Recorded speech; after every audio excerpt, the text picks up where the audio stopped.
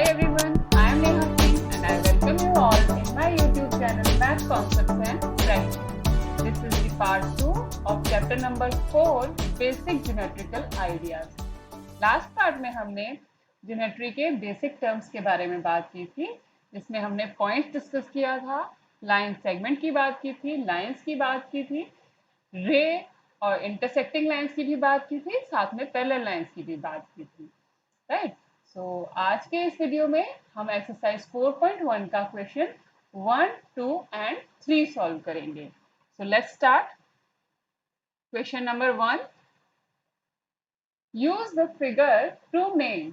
Okay, तो हमें एक फिगर दिया हुआ है, राइट साइड में हम देख सकते हैं, और हमें इस फिगर में से नेम्स देने हैं। ए पार्ट में हमें नेम देना है 5 पॉइंट्स, राइट, 5 पॉइंट्स। तो हम 5 पॉइंट्स क्या देख सकते हैं इसमें? पॉइंट्स अब हमें पता है क्या होता है points. A tiny dot is said to be point, right. तो जो डी है, ई है, ये डी, ई, ओ, सी, बी, ये सारे क्या हैं इस फिगर में? पॉइंट्स हैं, right. So 5 points, 5 points are, कौन कौन से पॉइंट्स हम देख सकते हैं एक बार देख लेते हैं। ये हैं ओ, बी, सी, डी एंड ई। ये सारे पॉइंट्स हैं क्योंकि ये टाइनी डॉट्स हैं, राइट। और पॉइंट्स को हम कैसे डिनोट करते हैं? कैपिटल लेटर से। ये हम सब पढ़ चुके हैं ऑलरेडी जब हमने पॉइंट्स पढ़ा था। ओके, तो इस तरीके से हमने पॉइंट्स आइडेंटिफाई किए इस फिगर में। अब बात आती है बी पार्ट में लाइन की। A line, right. तो लाइन कौन कौन सी है वो जरा देख लेते हैं। तो लाइन क्या होती है? बेसिकली 2 पॉइंट से पास होती है लाइन और दोनों साइड में इनडेफिनेटली एक्सटेंड होती है। ओके, तो हम क्या कह सकते हैं? कोई भी 2 पॉइंट ले लीजिए, क्योंकि किसी भी लाइन को 2 पॉइंट फिक्स कर सकते हैं, ये भी हमने पढ़ा था। तो अगर मैं 2 पॉइंट्स ले लूं, डी और ई, तो क्या ये दोनों पॉइंट्स लाइन को फिक्स कर सकते हैं? यस, कर सकते हैं। सो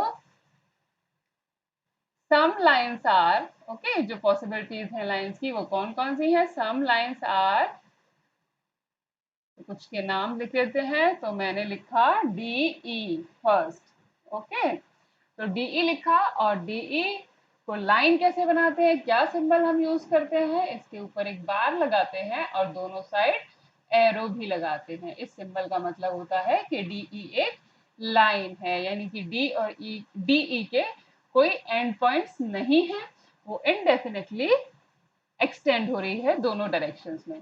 इसी तरीके से और लाइंस हम देख सकते हैं। ई ओ भी एक लाइन है, राइट। इसी तरीके से ओ बी भी एक लाइन है, ओके।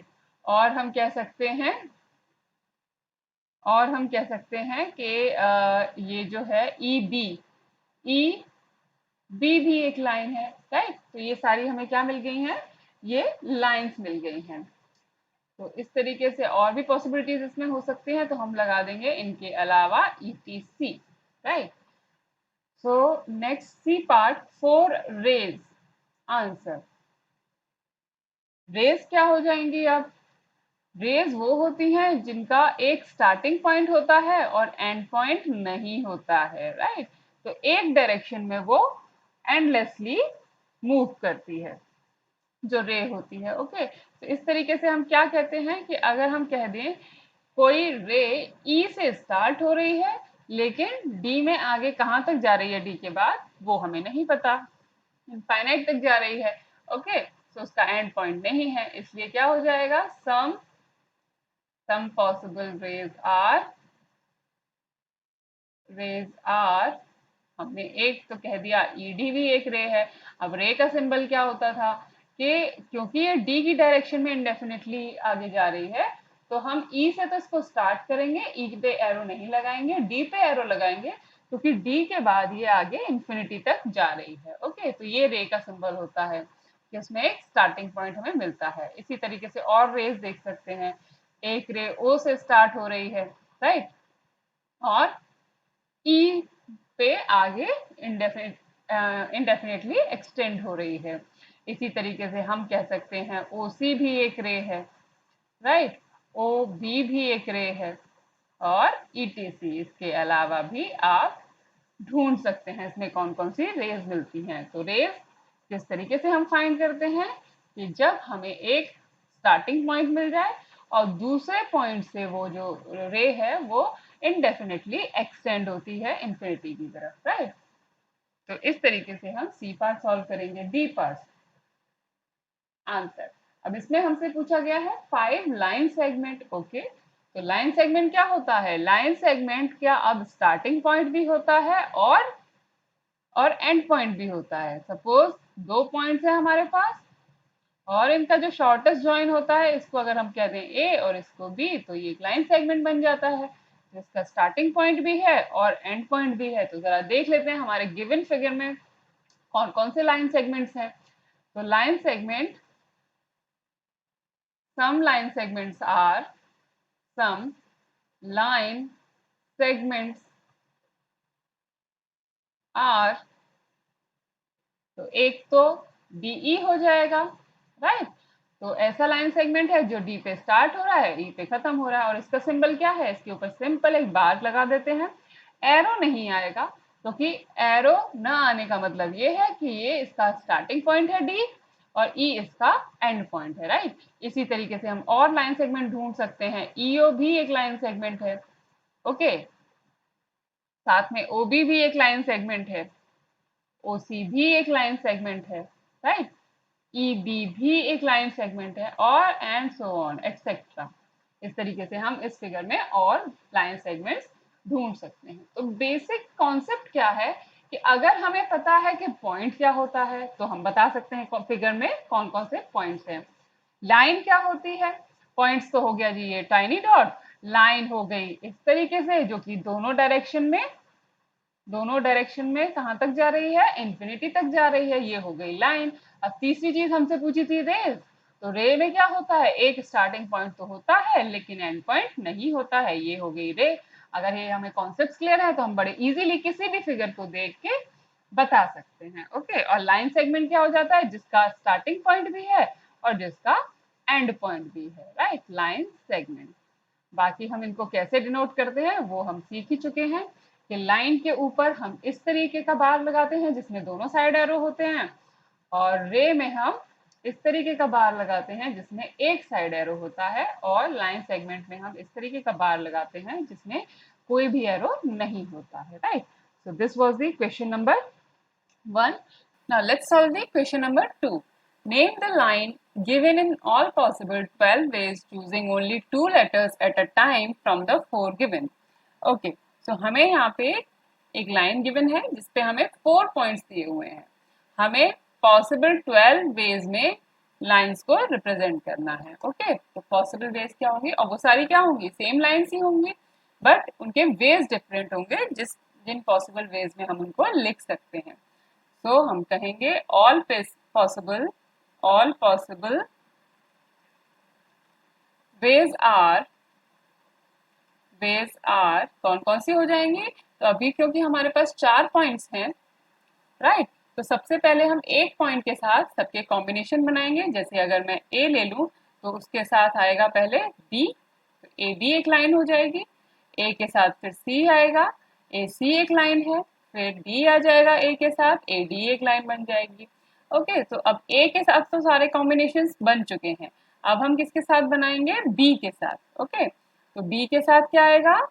दूसरा पॉइंट ए लिख लीजिए, तो बी ए एक लाइन हो गई। ओके, और बी के साथ हम सी लिख लेंगे, तो ये एक पॉसिबल वे हो गई। एक्चुअली ये लाइंस तो सेम है बट ये वेज डिफरेंट है किस तरीके से हम इस लाइन को लिख सकते हैं। बी सी बी डी भी एक लाइन हो गई, राइट।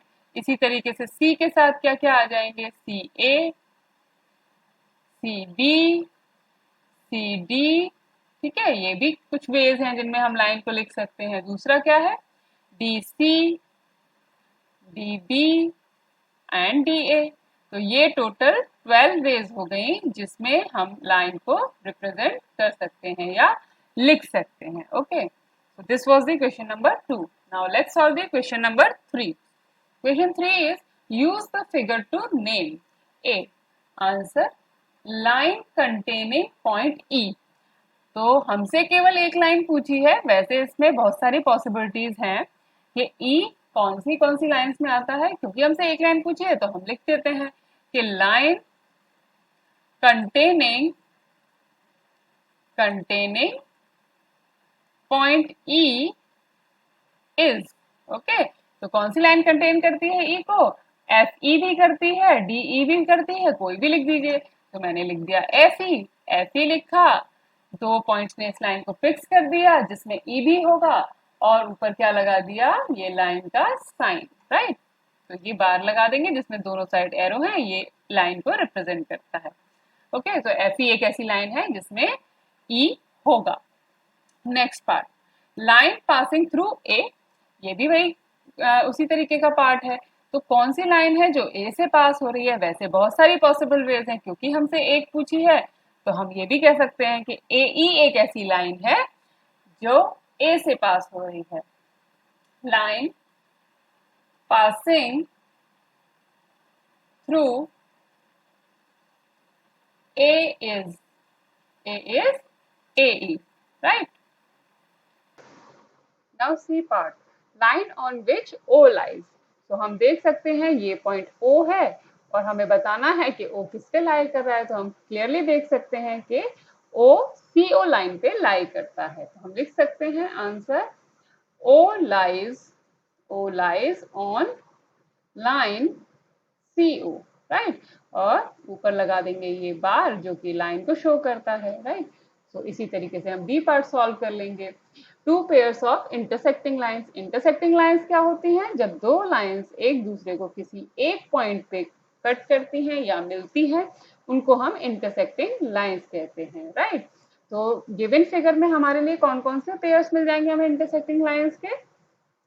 तो एक तो हम देख सकते हैं कि एक ऐसी लाइन है और एक DE लाइन है जो एक दूसरे को E पे इंटरसेक्ट कर रही है।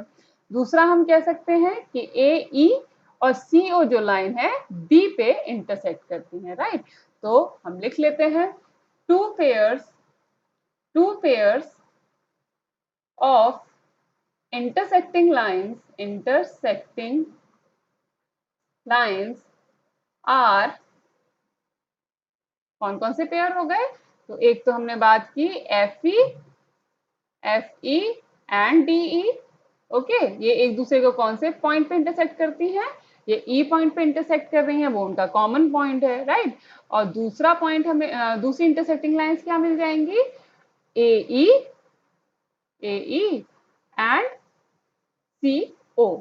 ओके, और AE एंड CO कौन से पॉइंट पे इंटरसेक्ट करती हैं? D पॉइंट पे। सो इस तरीके से हम 2 पेयर्स इंटरसेक्टिंग लाइंस के दे सकते हैं, लिख सकते हैं, right. So this was the question number 3। That's all for today. आज के वीडियो में इतना ही। अगर आपको कोई डाउट है, कोई क्वेरी है, तो आप मुझे कमेंट बॉक्स में लिख सकते हैं। तो नेक्स्ट वीडियो में हम इस एक्सरसाइज को कंटिन्यू करेंगे। तब तक आप जो बेसिक ज्योमेट्री के आइडियाज हैं उन सबको रिवाइज कर सकते हैं। इन क्वेश्चंस को एक बार अपने आप सॉल्व कर सकते हैं। So take care, bye bye.